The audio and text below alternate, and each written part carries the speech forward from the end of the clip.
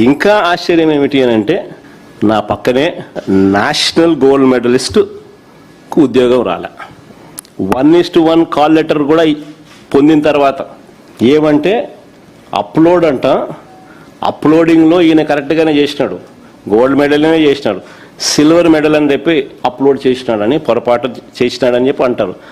Gold medal వచ్చినోడు silver medal ఎందుకు రాస్తాడయా? అయినా ఇంకొకటి, అయినా నువ్వు పాల్గొన్నందుకే ఇస్తున్నావు.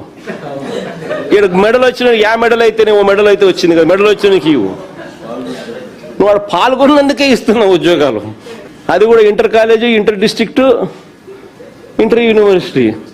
ఇదేమో నేషనల్ గోల్డ్ మెడలిస్ట్. ఏదో మెడల్ నువ్వు చెప్పినట్టు గోల్డ్ మెడల్కి అప్లోడ్ చేయాలి, సిల్వర్ మెడల్ అప్లోడ్ చేసిన అదే అనుకుందాం. యాదో మెడల్ అయితే వచ్చింది కదా. వచ్చిన దుర్గయ్య నా పక్కనే కూర్చోన్నాడు. ఎక్కడికి అన్యాయం ఇది? కేవలం ఆటల్లో పార్టిసిపేట్ చేస్తే చాలు, పాల్గొన్నట్టు సర్టిఫికెట్ ఉంటే చాలు ఉద్యోగాలు ఇచ్చేశారు. స్పోర్ట్స్ కూడా ఏంటి తెలుసా? Inter district, inter college, inter university, ఇవి పార్టిసిపేట్ చేస్తే చాలు. అక్కడ కూడా గోల్డ్ మెడల్, అక్కడ కూడా మెడల్ అవసరం లే, పార్టిసిపేట్ చేస్తే చాలు. పాల్గొన్న సర్టిఫికెట్లు కూడా వేరే ఇచ్చినారు. సాఫ్ట్ బాల్ అసోసియేషన్ అధ్యక్షుడు మన టీడీపీ ఎమ్మెల్యే ఆముదాల వలస కోన రవికుమార్. జూడో అసోసియేషన్ గౌరవ అధ్యక్షుడు ఎవరో తెలుసా? విశాఖపట్నం ఎంపీ లోకేష్ తోడలుడు ఎంపీ భరత్.